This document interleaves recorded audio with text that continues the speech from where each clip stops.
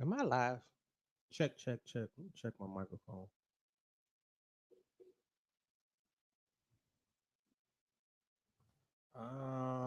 Audio.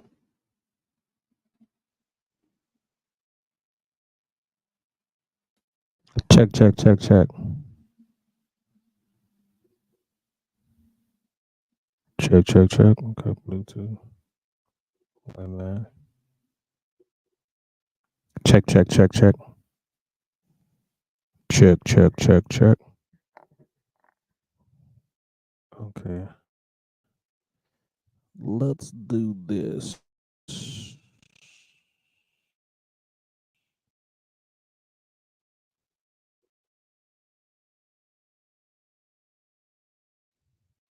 Trying to get my. All I do is think of you. Day and night, all the time. Listen, order. I just want to let you know that I'm not going to be on camera because I don't. I can make sure all that shit is up to par for y'all motherfuckers. Um, so I'd rather just do audio. So I think I got the microphone situated. Okay, everything is situated. I'm ready. I'm here. We ready. Say what the Go Go Show right here on superent.com. If you're not watching live, you're watching later. You're watching on YouTube. You'll hear Super Sim YouTube channel. Um, in case you didn't know, say what the Go Go Show. It's just a little podcast that I do, a little show that I do that I started way back in 2007 on DC TV. That just pretty much talks about just covers the Go Go. Where we're talking about topics in Go Go, interviewing people in Go Go. We've been all out in the streets, in the Go Go's and Go Go events, talking to everybody. I've been doing it on and off for years. In case you did not know, you can probably go through this channel and see other Say with the Go Go Show interviews, and some other stuff from some other pages that don't exist anymore. But that's pretty much who we are. So today, um, I asked a question the other day, and despite all the people involved in Go Go and all the Go Go fans are always talking shit about Go Go, nobody ever wants to give their opinion. They want to talk shit about other people's opinions and other people's thoughts, but they never want to give their own thoughts. Whether they're in the industry, whether they fans of the industry, whatever the case may be. So I would have loved to have some other thoughts and opinions on this topic, but sadly, Negroes decided either they didn't have shit that they wanted to say, they didn't want to contribute what they wanted to say, or they just thought that this little punk ass show wasn't good enough to contribute their thoughts. But today I'm going to talk about and give my thoughts. It's not the end all be all on this topic. It's not all the factual information on this topic. It's just how I feel about it based on, like I said, in my posts and my messages, my experiences in life, in business, in music, as a fan. You know what I'm saying? I'm a fan of Go Go. I consider myself a musician. I can make some sounds to make you move your ass. Let's say that. And I think I'm not saying I'm great at it, but I think I'm decent. You know what I'm saying? You play a beat, I can get on my little Congo or my little djembe drum right now and can make up a nice little beat that's gonna make you move your ass. I can write a couple of little bars to be like, oh shit, that was tight. I can do a little something. So from a music standpoint, even though I haven't done music officially or attempted to do it professionally, I feel as though I know something about being creative. So I'm coming from those experiences, doing it for fun, seeing being around other people that do it, attempting to be serious about it. So I've seen a lot, done a lot, been around a lot. I just haven't did it on a level. I'm like, oh, I'm about to start doing this music shit. That's the only thing. Obviously, like I said, I've been a fan of Go Go, a fan of music. I've been involved in the DMV hip hop scene heavy at one point in time. I've had conversations with people in the Go Go business. I had conversations with people in from the fan standpoint, from the government standpoint, from a business standpoint. So I've had a lot of conversations and talks with a lot of people to a lot of people, and everybody don't know everybody that I talk to, and that's fine. But I'm just giving my thoughts on this topic because I feel like this topic has really been a major part of why Go has become so stagnant today. Whether you want to acknowledge it or not, it is stagnant today. I feel like the violence in the go-go has changed the way a lot of people view go-go from a fan experience, again from a business standpoint, and even from a legal standpoint. So I'm gonna touch on a variety of different aspects from, like, say, the fan perspective, the business perspective, the music perspective, um, how that's affected the next generation of go-go listeners and musicians. So I'm gonna kind of be all over the place because that's just how I am. I don't write shit down.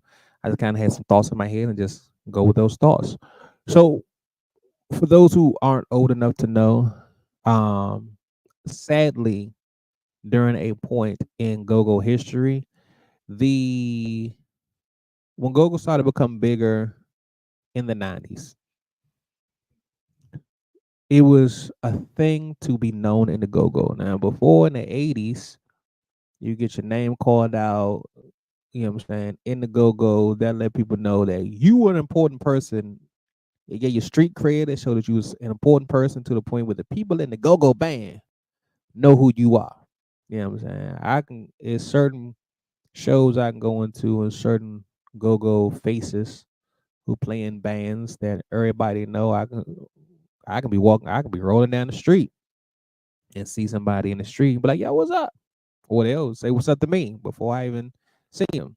You know what I'm saying? So I know me personally having, I won't say a relationship, but and for them to know me enough to acknowledge me by name outside of the go-go. You know what I'm saying? It kind of makes me feel like, yeah, I know that nigga. Yeah, you just a fan of that nigga. I know that nigga. You know what I'm saying? He call out your name when you in the go-go, or you put your little signs up and all that. But it was a thing to be acknowledged. And people thought, oh, that's so and so. You hear yourself on the tape, all that shit. It was a thing. It became a thing in the '80s, and then it became a thing in the '90s. It wasn't just about the individual having their name on the tape. It was about having my neighborhood, my crew on the tape. Because you wanted, if you wanted to be acknowledged like the biggest, baddest motherfuckers in the city or the area, or you want everybody to know you, you go to the go-go. You go to the go-go, you 20, 30, 40 deep. You know what I'm saying? The deeper you are, the bigger presence you are, you get your name on the table and people know that your hood, you know what I'm saying, is the shit. Because when we go to the go-go, we the deepest. None nobody fuck with us. The niggas on the band always calling us out, saying our name and repping us and shit.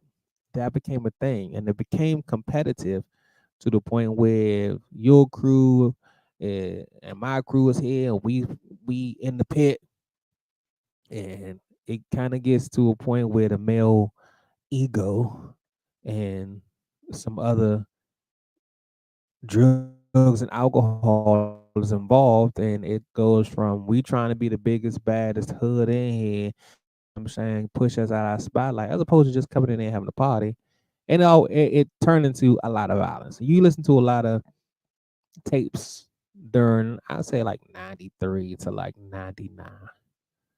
You get a lot of situations on the go-go tapes where you stop in the show to address a fight. A fight that turns into more outside the show, and that had to be stopped. From a fan standpoint, me growing up in the '90s, I was in high school from '94 to '98, and with the violence going on in the go-go's, my mother was like, "Nope." So and I've talked to a lot of people. I used to do a podcast segment, whatever you want to call it, called Go Go Beginnings, and we would talk to people about like where their love of Go Go began. And I talked to a lot of people about where their love of Go Go began, and I've heard stories about people sneaking to the Go Go and how much they had to sneak to the Go Go because their parents was forbidding them to go because of the violence. They wanted to go because they love go-go, but the parents was like no, because they were feared for their child's life. If you go to the go-go with all the violence and shit going on in the go-go, outside of the go-go, amongst neighborhoods, even after the go-go, um, and they didn't want their kids in there. So I've heard a lot of stories, and I know my mom specifically was like, "I don't want you to go." Now my older brother, he was in the '80s, so he didn't have to worry about too much of that. I think, like around mid '80s, you seen a little kind of trickle of it, as you know what I'm saying. The neighborhood crew gang shit kind of blew up or started to increase, especially with like drugs and shit going on. And yeah, our neighborhood is the money making, drug dealing, nigga killing. Don't fuck with us because we the badass nigga type shit going on. Like everybody wanted to be that neighborhood who was feared, who made the money, who had all the status because they made the money and they was the most feared. My older brother came up in that era. Then my other brother, who's only like a year and a half older than me, he always rode with a crew of niggas from a specific neighborhood, so he always felt safe. But I wasn't like hang with a crew of niggas type motherfucker. So he would go with his crew, and it would be 20, 30 deep, and I ain't really fuck with them like that. I'm never really like a be a part of a big crowd type nigga. So fuck that shit. But I'm sure it's many other parents who forbid their kids from going to the go-go specifically because of the violence. So on that note, or where's people not going to the go-go because of violence, when I look at videos or I go to specific events, use a community event, free event in the city, somewhere I can get to at a time that's good for me. But when you see like YouTube videos, things of that nature, that and you see the crowd, you see a pool party or a show from the '90s, that motherfucker shoulder to shoulder, packed like fucking sardines. You see that same band. Some bands still bring a good sized crowd, but they ain't playing in big venues like they were. They playing smaller venues or moderately sized venues, maybe fit a couple hundred, you know what I'm saying? But not like the 5, 6, 700 like you would get somewhere else back in the '90s.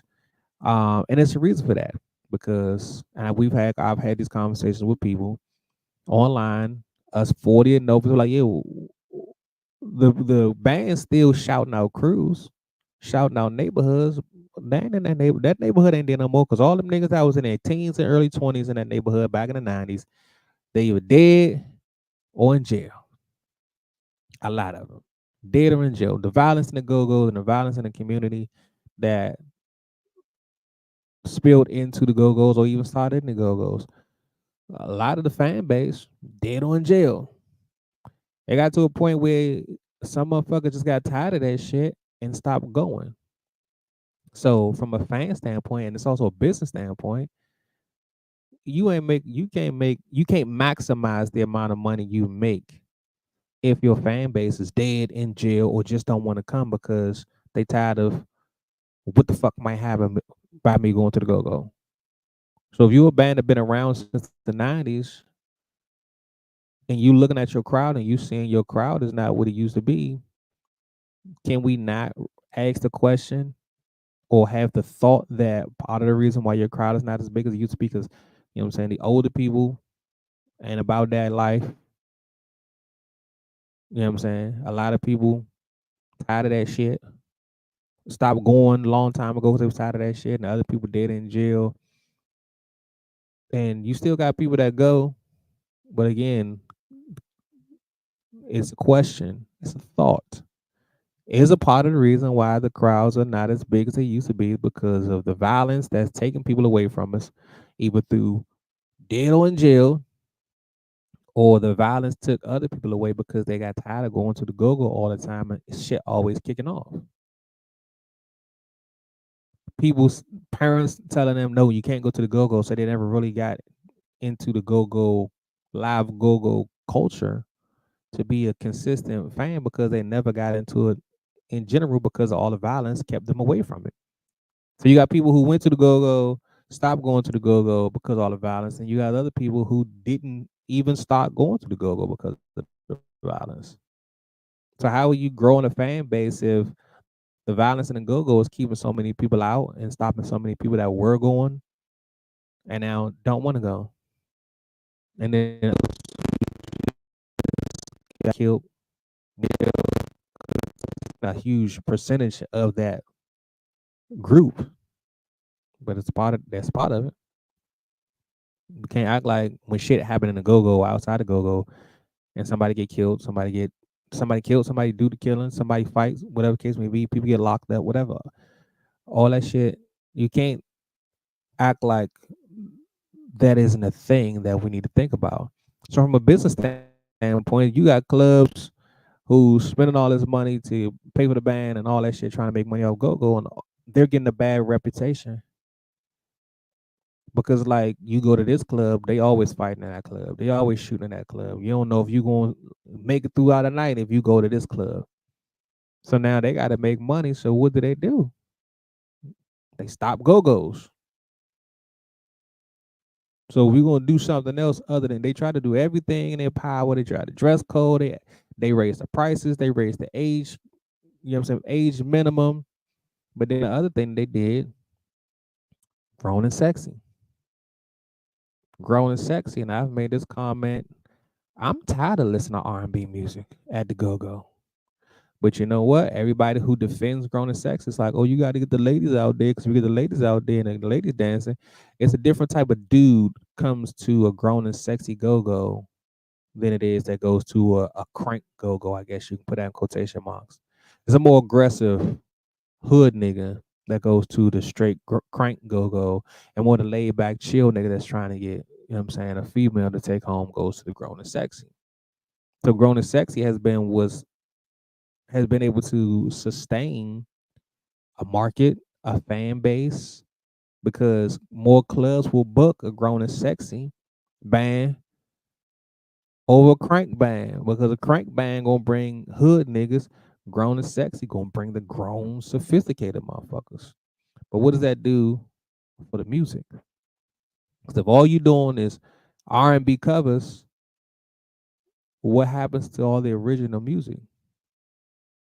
The 90s, 80s and 90s, it was so much original music made from Work the Walls, The Butt, you know what I'm saying, Treble Funk, EU, Essence, Lil Benny, Pure Elegance, you know what I'm saying? So much original music made. Junkyard Groovers with the water dance, all that. Put your one leg up, booty on the floor. That was 80s and 90s. That was 80s and 90s. So if you're just doing R&B covers for a grown and sexy band and that's making your money, who's making go-go music? You look from 2000 and we got like Sexy Lady and Classy and stuff like that. That was early 2000s. Those songs is like 20 years old. That was the last time we really had a strong, like, everybody knows this song original on the radio type shit. Now bands have made originals here and there, but they haven't blown up like Sexy Lady and Classy and Overnight Scenario and things of that nature, where everybody's blasting in their car, everybody's playing at the clubs, you know what I'm saying? Everybody listening to it on the radio. The change in radio has not helped either, but focusing on the topic, the past violence that's affected this culture, the past violence created Grown and Sexy. Grown and Sexy is nothing but R&B covers. So if you're gonna do Grown and Sexy and only do R&B covers, where's the original go-go that we can call our own? You look at, like I said, Rare Essence with Overnight Scenario, Work the Walls. That's their shit. So they're gonna always get royalties off of their original shit. You can't get royalties off of covering somebody else's shit in the club. But Essence can get this shit. Every time Backyard play Hello, they ain't getting nothing off of that. But every time, you know what I'm saying, EU Freeze, the butt, Taste of Our Love, Shake Your Thing, oh, they get paid off of that. Streaming, you know what I'm saying, royalties, whatever. I've heard EU be played on TV shows and be played on commercials. Can't do that if you ain't got original music. But if we ain't doing original music because we always doing R&B covers to get that grown and sexy feel and get that grown and sexy crowd, these bands aren't even making original grown and sexy music. So now what do we have to listen to? If we don't have original music to put out on the radio, it's been so long since we had original music to put out on the radio, then what do our kids have to listen to? Because it's the thing, the streaming shit since 2024, let's say the streaming shit been around for 10 years, like real heavy Apple Music, YouTube Music, Spotify. You can even go back to iTunes. That kind of kicked off, like even iTunes, I'm saying, were really kicked off to like you buy shit online. Let's say like it really kind of blew up 10 years ago. It probably really did blow up about 10 years ago. From 2000 to 2014, 15 ish, we're still listening to the radio. So if you in your 30s, if you 30 now, 15 years ago, you was 15 in high school, listening to the radio, still getting a lot of your music from the radio. There's no go-go on the radio. We'll say from 2004 to 2014, what was on the radio that that generation could listen to? There was none because everybody was doing grown and sexy. The bands from the 90s were still doing their shit from the 90s. They were still doing their crank shit. You know what I'm saying? They were still recycling the music from the 90s, probably doing a little twist of some shit here and there, probably adding some little shit here and there. But once they reached their new edition phase, and when I mean new edition phase, they reached a level to where their catalog was so big and their fan base loved them so much that they didn't need new music. If you do an hour show, but you got 2 hours worth of music, every show you can do shows for 6 months and it never be the same lineup. Some shit you're gonna do that's just the classics, just you know what I'm saying, the fan favorites, but you got so much shit. You can play a song tonight and not have to play that song again for 4 months. So even though it's a lot of the same music being recycled, it's so much music to recycle that you, like I said, you can go see the same band every Friday and they hitting, and it's not the same lineup of music, but it's not too much original shit. It's not any original shit either. So the Violence and Go-Go, that aggressive music turned into grown and sexy. More clubs allow grown and sexy as opposed to the aggressive crank music because grown and sexy is based on R&B covers. Nobody's making go-go music to put on the radio, which means now is a whole generation of kids that grew up with no go-go, no access to go-go. Because if you 10, 12, 13 years old, what are you listening to? Do you listen to the radio? Your mama turn on the radio, daddy turn on the radio, you listen to what the fuck they say listen to, and then you're exposed to go-go, or they're buying go-go music. But even if they're buying grown and sexy, if they're buying Maisha and the Hip Huggers, and it's a bunch of R&B covers, couple of originals here and there, what go-go are they really being exposed to? When they turn on the radio, what go-go are they hearing to go back and sing with their friends? When from 2004 to 2014, before shit really started turning into streaming, I think the last CD I bought was like 2012. After 2012, I was downloading music online and putting it on my phone. Maybe 2013. It was still radio, and the stuff that I was getting was still shit that was on the radio. But I remember wasn't listening to the radio. Yeah, so you pretty much like had a 10-year gap, maybe 15-year gap, with the hi- amount of original music on the radio for that generation to take in and become go-go fans didn't exist because all that was being put out there and being created, nothing new was being created. Junkyard, Essence, you know what I'm saying? All of them was still doing their thing. And their fan base was big enough to the point that we don't need the radio no more. We don't need to put stuff on the radio to build our fan base or grow our fan base or expand our fan base because we got our fan base. We've been around for 20 years, 25 years, 30 years. Was it that long? Maybe 20 years. We say 20 years at the turn of the century. 20, 25 years. Backyard Groovers, 20, 20, 10, 15 years around that time. We established our fan base, so we don't need the radio no more.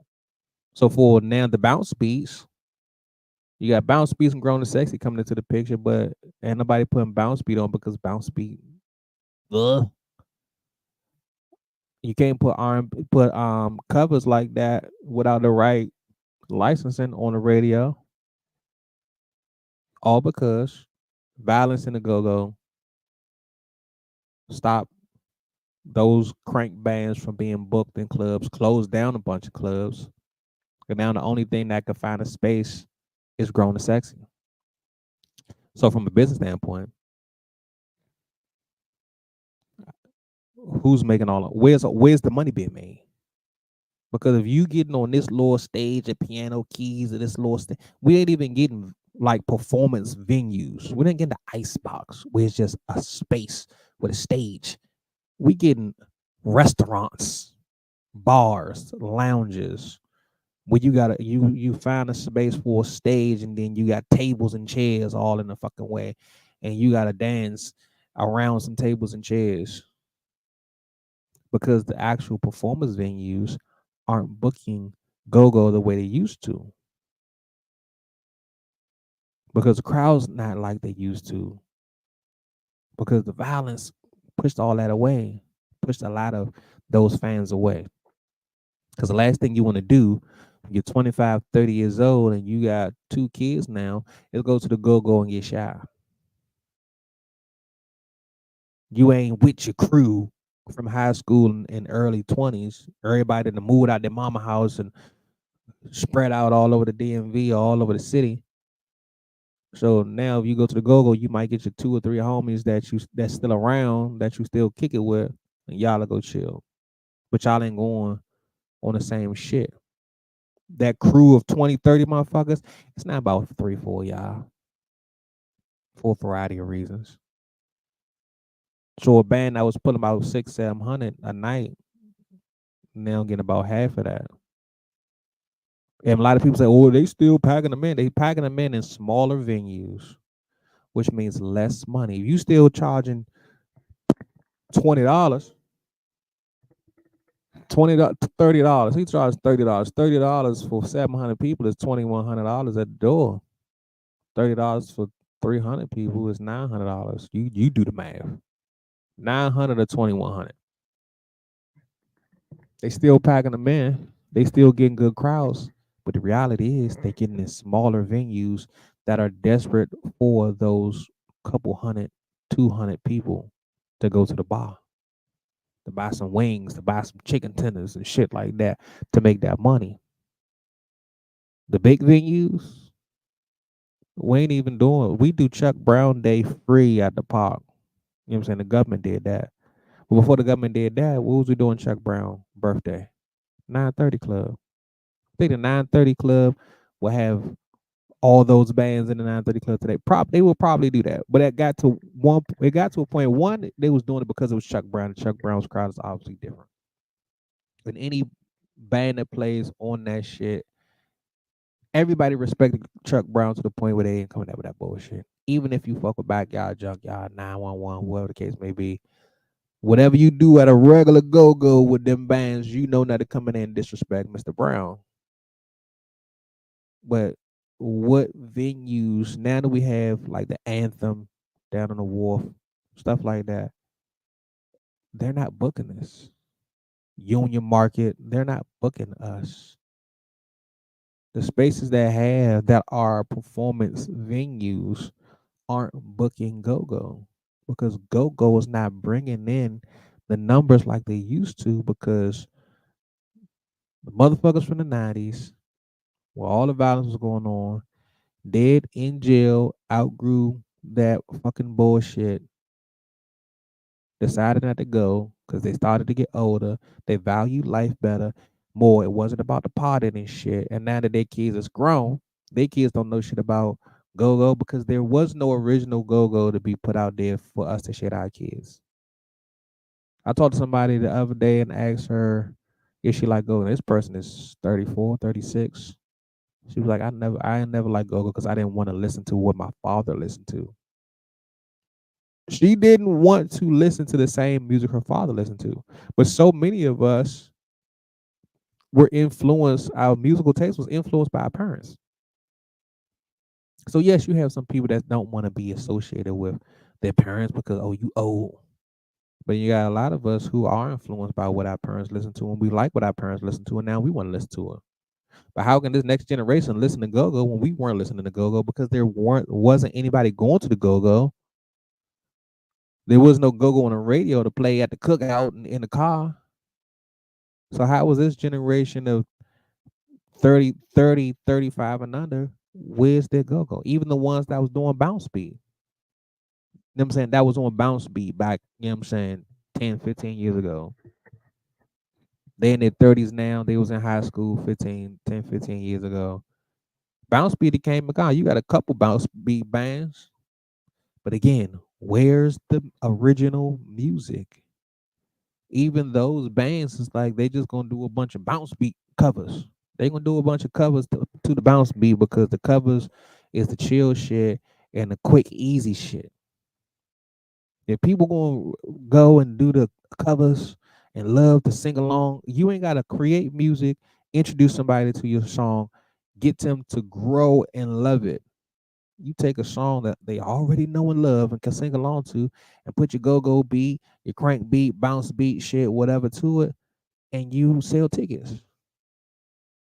But you know when shit was really when you go to any event and play the fucking original hits, motherfuckers gonna go crazy. Play motherfucker sardines and pork beans, bounce, booty bounce, EU, play work the walls, essence, play water dance, groovers, one leg up, put your booty on the floor, shake it out. How many songs that? 5, 6 songs. Play Cat in the Hat. We gonna go fucking crazy, and that's all original shit. But we'll crank harder to that and love that and be into that way more than we'll be into Hello, Pieces of Me, Anita Baker, you know what I'm saying? Thong Song, Backyard Hit. Like we fuck with those, but you know we fuck with more. That original shit is what we fuck with more. But from 2004 to 2014, name me a monster. Show me the fucking originals that was hitting like that around the city. Like it was from 94, 84 to 2004. We got originals that was national. You get somebody from another part of the country and you say go-go music, 9 times out of 10 they're gonna say the butt. You might get let me clear my throat. You might get overnight scenario.